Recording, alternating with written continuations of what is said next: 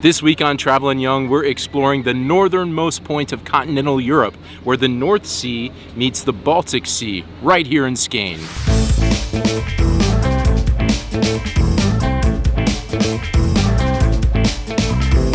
We're the Youngs. We've spent our lives traveling the world. And in 2018, we moved from Chicago, Illinois to Copenhagen, Denmark. Now we want to share with you how our new lives abroad is keeping us young. keeping us young. are helping to keep us young. We are at the Bangsbo Fort, and this was all built by the German military during World War II. And there's some like super cool cannon things here. We're gonna go like investigate these different bunkers. Yeah. Maya, you ready to, I don't know, it's like Call of Duty, Mom I know. said. Yeah. Maya really likes Call of Duty. I play a lot of Call of Duty, and I spent a lot of time playing Call of Duty World War II.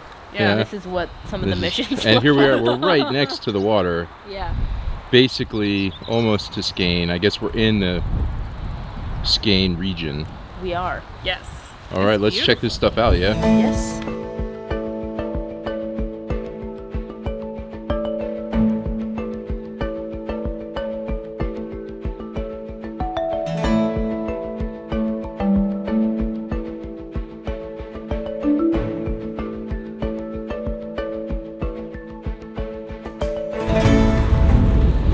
They are not happy about humans.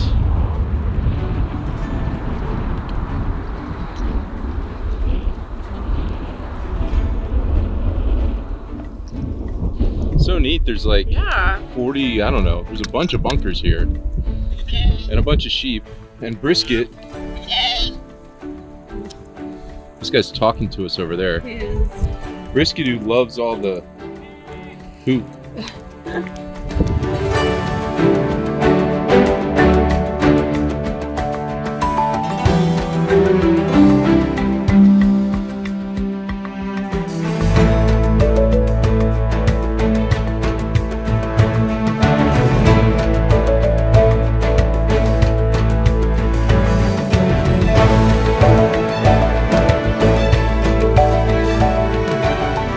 Look at this. Oh, look.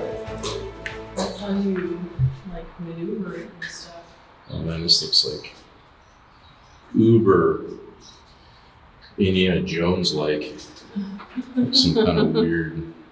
This makes me, my grandfather was in the American Navy and he was on a battleship and he was a turret gunner. And this is actually a turret gun, I think, off of a naval ship, a German naval ship. So I wonder if this is like what he would have, something similar to what he would have been shooting.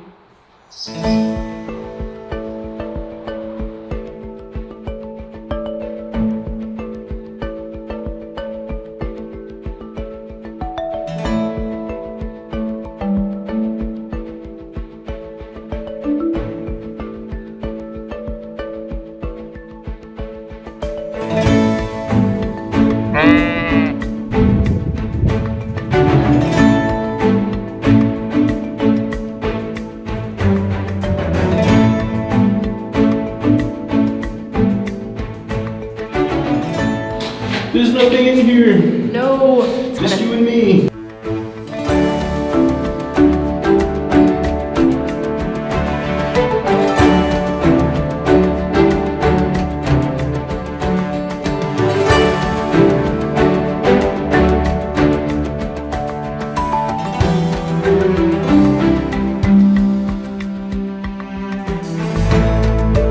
Okay, so that's it. We're coming, but before we say anything, I have to say, now that the summer is slowly ending, Yes. the hoodie's back. The hoodie is back. It's getting to be a little chilly in the evening, so But the I feel hoodie's like back. I always wear like the Traveling Young one now. That's so true, we can but be hoodie. me Yeah, and the you Nationals got the hoodie. Nats hoodie. Yeah. So. Those bunkers were really, really interesting. Yeah. I've been to Normandy, and actually Maya and I went to Jersey Island, which is the only part of the UK that the Germans occupied during World War II. So there's some bunkers there, and it reminded me a lot of those experiences. But there's so many. Yeah, they were So just went many. on it forever. And I think the interesting thing was like we were walking around some of the ones that were further out, and they're so empty and stuff, you don't really think about it, you know. But then we went in the ones that were decorated, and it was just like the whole feeling changed, and you're like, it just made it feel so much different because you were totally reminded. You're like, oh, these were German. You know, this was an occupying force. Like, this isn't fun anymore. You know, like, it made it super serious, and I think it really made you understand, like, they were occupying Denmark. And so the empty ones felt like you're in like abandoned warehouses and stuff, and because you can't really imagine so much. But there's just, so afterwards I was Googling to learn about, and I didn't have a very high success rate of this, but how they built these things, because it's just amazing how like well constructed, like the cement is so thick. Those things they're are not going anywhere. No. But that was a really interesting day, and with Brisket it was great because he could walk around, and there's tons of history from that we didn't even fully grasp. Yeah, so. I don't think we fully appreciate. I think we just kind of towards the end, when we went in the ones that actually were kind of filled out like it would have been when the soldiers were there, I think then we kind of started to grasp it. But I think it'd be really interesting to go back knowing more about that area. Well, first we need to know more about it. Yeah. But eventually we do that. Yeah. And then we went to the harbor there and had a quick lunch. Yeah, and it then was beautiful. Then we drove to the lighthouse. It was a bit of a drive, but that was our first day, first of the bunkers, then the lighthouse, and let's just go and show you what that was about.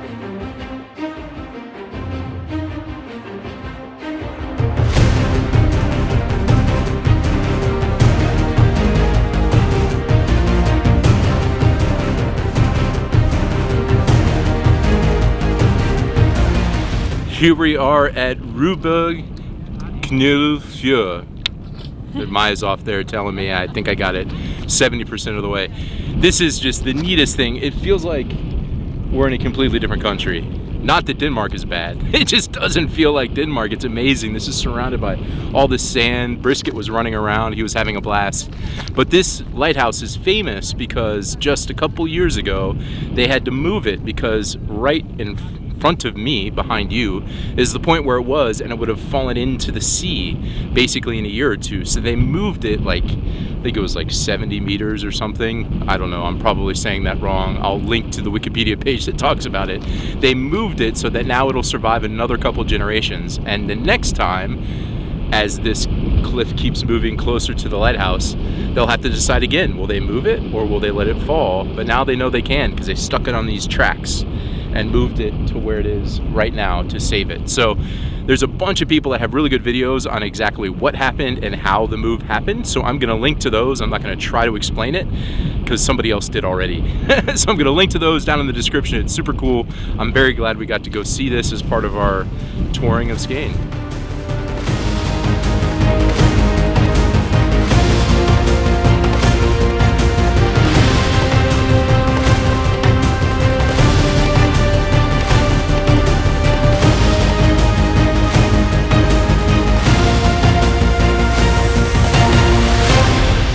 I've watched videos of them moving that lighthouse before, but getting to see it in person, it was just fascinating. It didn't feel like we were in Denmark. No, I felt like we were back in Morocco. We went to Morocco once, and we took like a camel trip out into the desert, and I felt like, I told Josh, I was like, they need to bring camels in and take people on camel rides around these huge dunes. Yeah, and it was funny because Brisket was running around trying to eat the sand, and he looked like a coke addict because he had like sand around his like beard and stuff because he was kept eating the sand. Yeah. He had a blast. I think he thought it was snow. Yeah. Because that's basically his same snow behavior.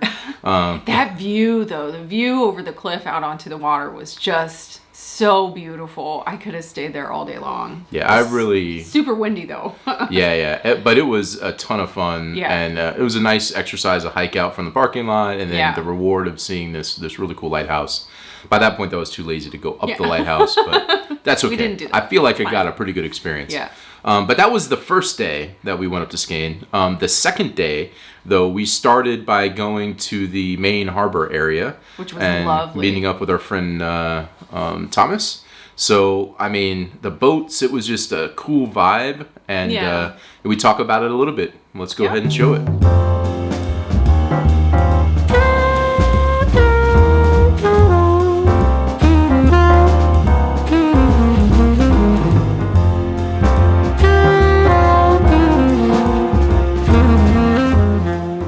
impressions of Skagen here? It's Good. beautiful. We were just talking about how it's very East Coast America vibes. It is. Yeah. I love this harbor area. And there's lots of dogs to look at. There's tons of doggos. We have a doggo. We do. We do, and he's so cute.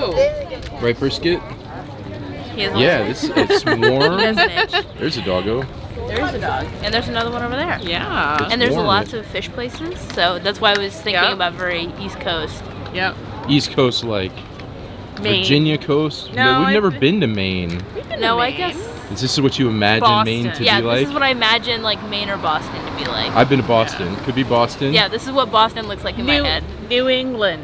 What about Florida? I mean, it's not as hot as Florida, but I think Yeah, it's a bit of a floor. You know, it could be like the Key or like that. Myrtle Reminds me of Beachy. like You know what it is? It's Myrtle Beachy. I don't know, kind of Myrtle like Fort Beach. Lauderdale. No tall buildings though, but like There's not with like all a the water. TGF Friday, so I don't know if it can be Florida. Oh, but there, yeah, That's it's a bummer. true. Hilton Head, maybe. Super cool though, and Yeah. this It's very weather. I cool. mean, And there's It's like gorgeous. huge boats over there. Yeah.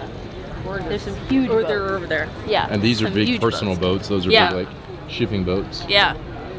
Cool. Definitely, Well, yeah. we're gonna meet up with Thomas Our friend. and go explore more. Right, Brisket? He's boat shopping. He says yes.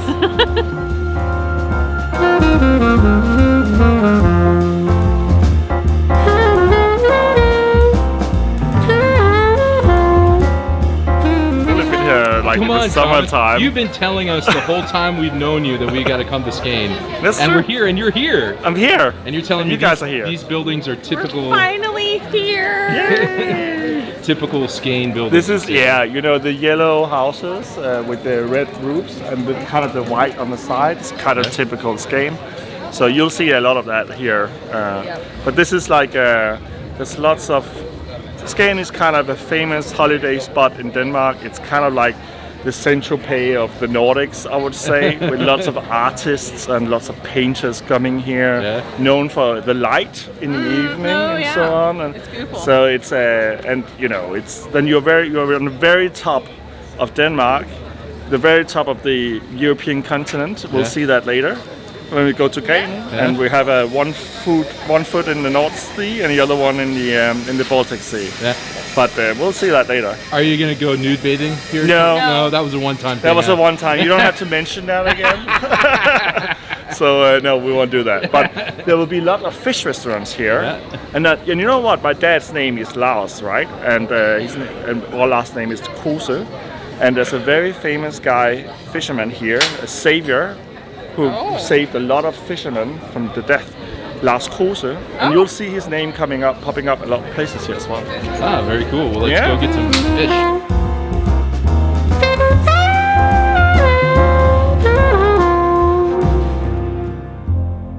Getting ready to get on this bus Sendelman. to go check out the tip of continental Europe. Woohoo! How exciting. Riding the bus all the way on the beach. It's gonna be beautiful. By the way, I hate to say this because Thomas is right there, but he was right. We should have come here a long time ago. we should have come here a long time ago. It's beautiful. I should have listened to Thomas. We're having a great time. You were right. All those years you kept telling us to come here, Thomas. We should have done it. It took too long. We'll be back Exactly. much sooner. Yes, we should.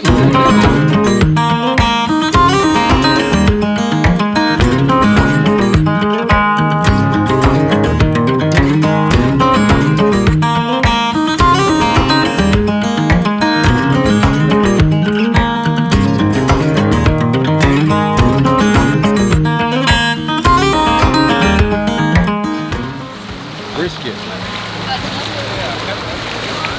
He's like, no. He's not having it. He's kind of having it. A little bit.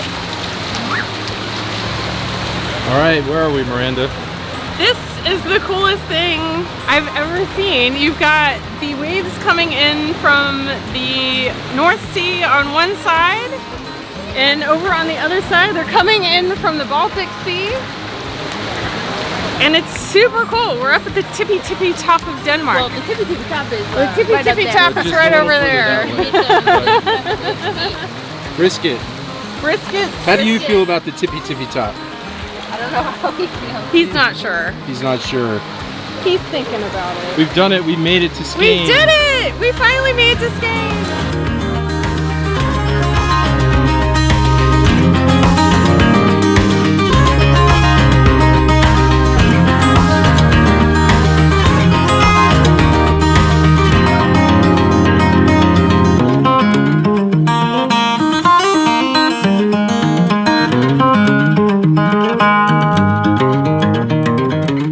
Thomas had been telling us forever, we have to go where the seas meet. 10 years, yeah. The whole time I've known him. And it was just funny that we didn't plan to necessarily be there the same time as him, but he saw that we'd been there from Facebook posts and stuff, and he said, hey, I'm going to be there too.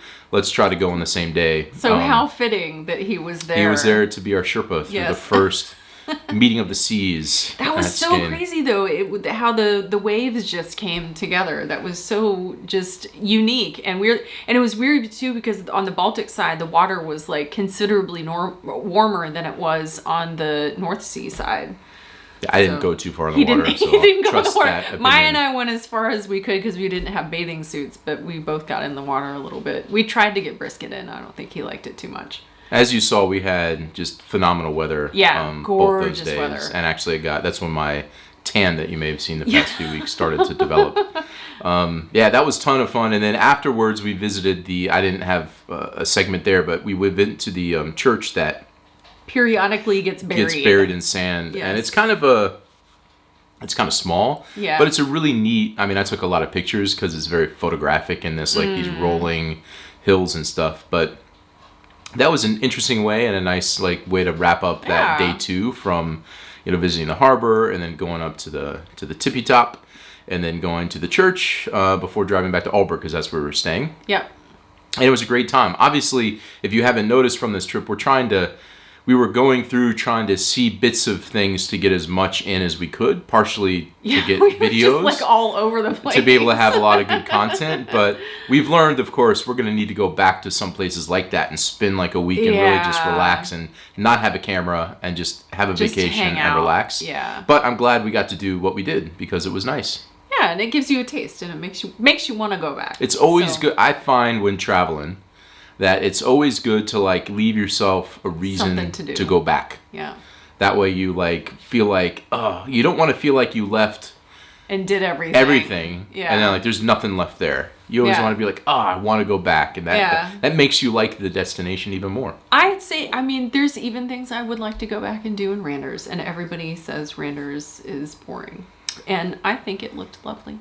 It was nice. So I've just realized that it's Friday and we've done all this stuff and we didn't even think about what the Friday fact was going to be today.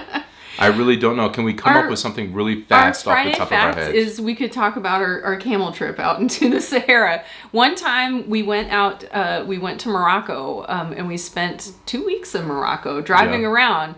And we were not driving. We spent time in Marrakesh and then I had a driver take us out to the place where we went. Went on this camel trip, and then they drove us to the edge of the Fez.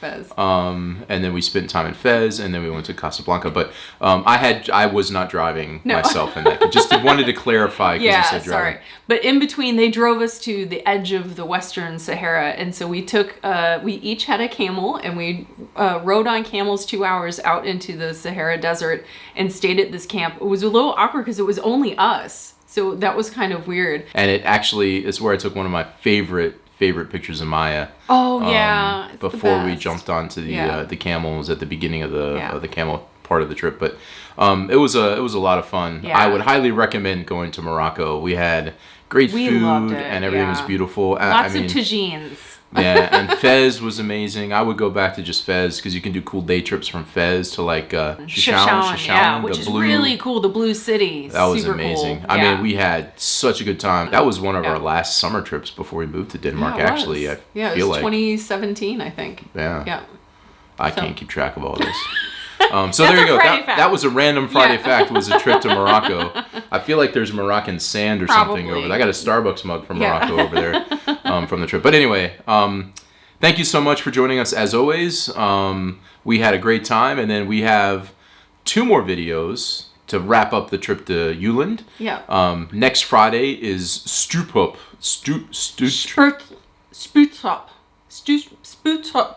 That one's a hard one for us, and guys. I had my good friend Martin, who was with us, who's Norwegian. I forced him in the video to say it. I think he liked it. I think he did well. He did well, but he does say it in a Norwegian accent. So that's going to be next Friday, which is the next leg of this Jutland adventure. But until then, we're going to say goodbye and thank you. Bye.